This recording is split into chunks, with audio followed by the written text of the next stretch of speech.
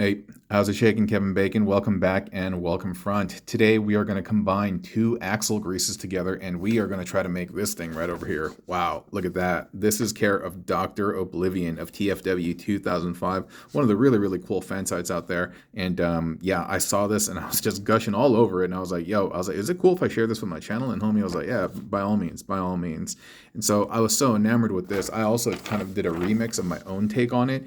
I don't know if we're going to build this at the end of the video or if we're just going to make a separate one entirely, but we'll see. But today we're going to focus on Dr. O's beautiful double scrap hook, or my bad, double axle grease. And so without further ado, let's get on with the show. Okay. One of the first things that I can see is that the way, the beautiful, ingenious way that they have combined the two torsos. You know, the torsos are pretty unwieldy when it comes to the Junkions, and I can see that they have done something like this. They've opened this up, and you know how these tabs will plug into here? Well, the same set of doors are down here, so it looks like this one goes right there. It's a nice tight fit, and that one goes right there. I cannot tell by the pictures whether the head is the head is out or if it's in, but when I'm looking at the doors right over here and I see that the doors are not fully closed, I get the sense that the head is tucked in. So let me just kind of open up the chest. Axelgrease is such a nice mold, by the way. It's such a nice build. Whoa, look at that double head action. Okay, so let me see. If I do that, yeah, I love Axelgrease among the three, among Towline and Scraphook. No offense to those guys. Okay, I think he has the head hidden inside. So we got that, and then we're taking one of the chevrons and we're putting it here. But yeah, she just stands out, you know, with the new head sculpt and also with these accessories, which are phenomenal. And so this build, because it relies on these accessories, and you know what? I'm hoping the autofocus doesn't mess up the vid because I have so many points of focus here, but I'll do my best. These bits are phenomenal, and so you cannot actually make this same exact build with Scraphook nor Towline because they do not have those accessories. They have their own, and yeah. So okay, I think I got the torso down, and that looks good. And then from what I can see is that they've used this bit, that bit that I just mentioned, and they've plugged it in right there.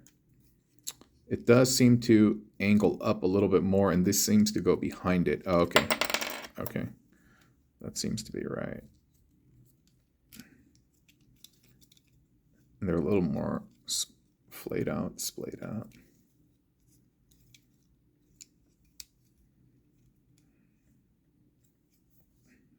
Yeah, like that.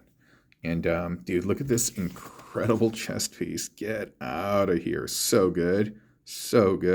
Oh, a unique thing about this is that you can tell right over here at the elbow joints, because you can see there's double forearms. He has removed the forearms from that bit.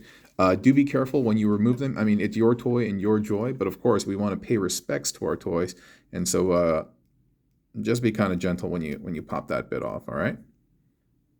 Yeah, so far so good. I mean, I know they kind of come up on their own if you're not careful, but again, just respect your toys, be kind to them. They are kind to you. They give us a ton of fun. So yeah, so we pop those off.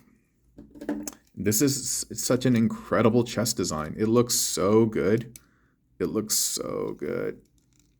And then he has it so that the top portion right over here, it's going to be symmetric and it's going to close. It's going to close up properly. Give me 1 second. You know what? I'm going to put these in at the end. I think I'll do them at the end. But yeah, dude, look at the way he has this designed.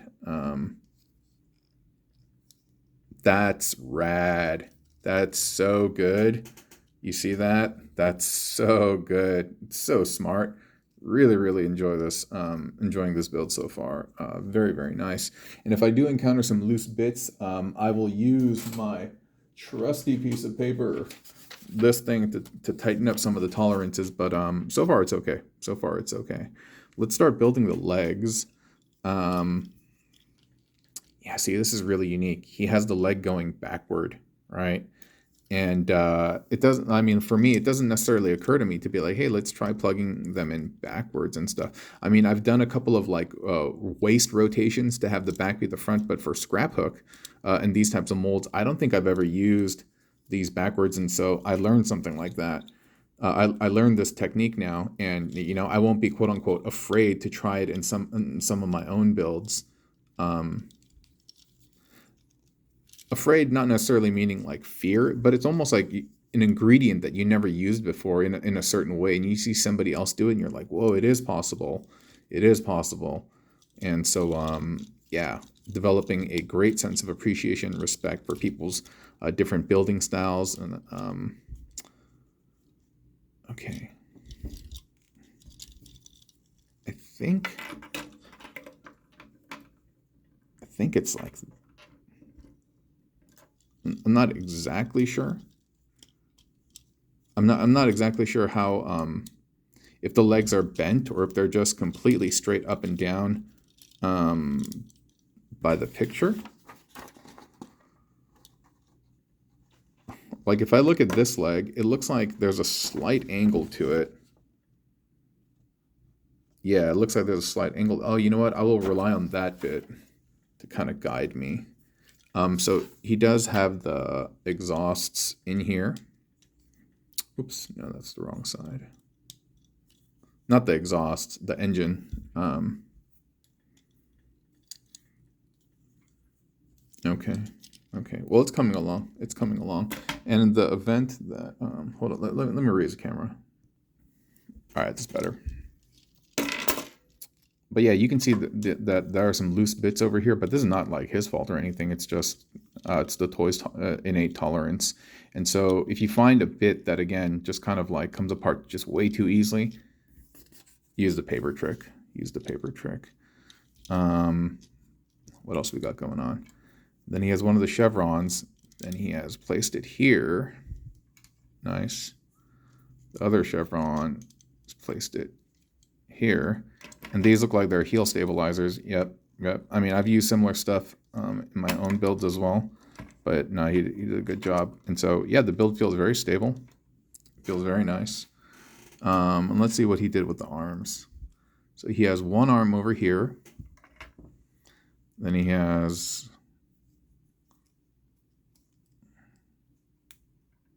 My guess is...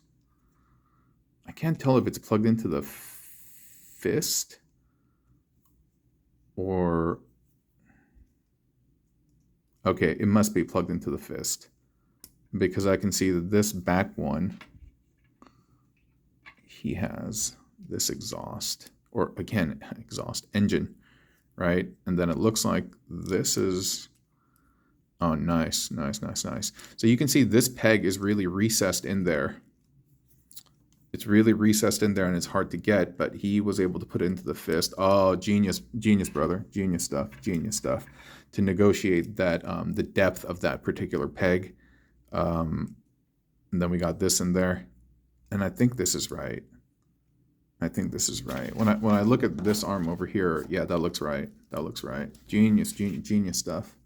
Let me just build the other arm. So we got this. Keep that like that. And you want to rotate so that the thumb is on the outside so that you can get the most of that connection. Because this over here, there's less mass, plastic mass, so it'll be a better connection on the other side. I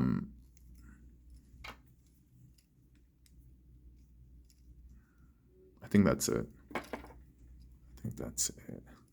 And then outside of the tires... Yeah, you know what? Looking at the time, I'm probably just gonna make the remix build in another video, and just this one we just dedicated to Dr. O. Yeah, that's why I always encourage folks, dude. Build stuff, build your own stuff, build other people's stuff. Just have fun, you know. Just have fun and learn. The cycle of build, measure, learn is you know, something that we use in business. Same thing for toys. Same thing for life. Everything actually, you know. Build meaning like make it. Measure, meaning like examine it afterwards, like learn from it. And then that's the last part, learn. And measure typically is like, there's something called KPIs, key performance indicators, meaning like after you complete a project or put out a game or something, you examine those key performance indicators to determine how much of a success your product or your project or whatever has had in the market or its target and then you learn from it. You learn like what worked, what didn't. And actually, it's a philosophy that I apply to my videos as well. I put out different types of content, different formats, and I see what does well with the YouTube algorithm. Then I continue to feed those types of that type of content to maintain my relevancy, so to speak. Okay, I think that's it. Maybe some slight adjustments that I need to make here, but overall, man, this is such a cool build. My favorite double scrap hook, or I keep saying that, double Axelgrease build that I've personally seen, and I can't quite negotiate this the clearance on this, but that's fine. I'll just do it like that. And yeah, thank you, Dr. Oblivion, for sharing your creativity and giving birth to this, really, and putting this into the world for everyone to enjoy. And I think that's one of the wonderful pieces, one of the wonderful things about art and anything creative is like, dude, it didn't exist in this universe, in this world before you created it, And like, I know this is maybe not the best comparison, but like the universe and the planets and everything else, like the sun, the stars, none of that existed until it did, not the universe, but like the planets and the stars, none of that stuff existed until it did. It was given birth by something. And I'm not trying to get religious here or anything like that. And so I'll kind of move away from that topic. But basically, this thing right here, this double Axelgrease did not exist until Dr. Oblivion gave birth to it and put it into the creative ether. And so I think that's very cool. That's one of my favorite parts of being creative, Anyway, I hope you've liked this build. I hope you've liked this video. And yeah, I can't thank you enough for your generous donation of time. And I'll talk to you all next time, okay? Be safe out there. And also, be kind to yourself and to others, if at all possible. Bye.